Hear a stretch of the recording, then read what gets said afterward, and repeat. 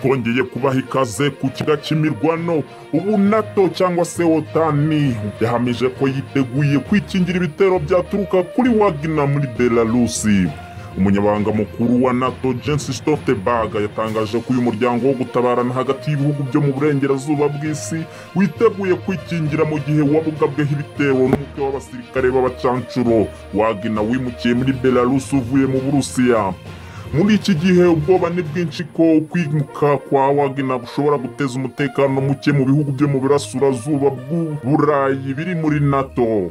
Amakuru avuga ko umuyobozi wa Wagner Yevgeny Prigozhin yageze muri Belarus kuri uyu wa kabiri abifashijwemo na perezida w'iki gihugu Alexander Lukashenko, wagize uruhare mu gutuma aba barwanyi batagera i Moscow kuwa gatandatu w'icyumweru gishize nyuma yaho bigumuye ku ngabo z'Uburusiya. Perezida wa Lithuania Gitanas Nausėda yatangaje ko Wagner niramuka yinjije abicanyi bayo muri Belarus, ibihugu bituranye byose bizahura n'ikibazo cy'umutekano muke mu buryo bukomeye. Yabigarutseho mu nama yabereye irahaye hamwe n'umuyobozi wa NATO n'abayobozi muri za guverinoma z'ibihugu bitandukanye byiyunze kuri NATO nk'uko inkuru ya Al Jazeera ibivuga. Perezida wa Polonye Andrzej Duda yatangaje ko ikibazo cy'umutekano muke gishobora gutezwa n'abarwanyi ba Wagner gikwiye kuzashyirwa ku meza y'ibiganiro bizahuza ibihugu b'ibinyamuryango uko ari 31 ku itariki 11 na 12 Nyakanga muri Lithuania. Ati ibi biteye impungenge kandi dukwiye gufata ibyemezo bitajenjetse.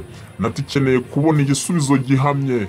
Umunyabanga wa NATO Stoltenberg yavuze ko hakiri kare kuvuga icyo bisobanuye kuri uyu muryango kuba Wagner iri muri Belarus, ariko ko igisirikare kizarinda buri santimetero ya buri gihugu cy'ikinyamuryango. Ibitero byabaye byaturuka mu Burusiya cyangwa muri Belarus. Yagize ati twamaze kongera abasirikare mu burasirazuba kandi tuzafata ibindi byemezo byo kurushaho kongera imbaraga z'ubwirinzi n'ibikoresho mu nama itaha. Amakuru mashya TV. Kanda handitse subscribe niba utarabikora, uraduteye inkunga yo kujya tukugezaho amakuru mashya buri gihe.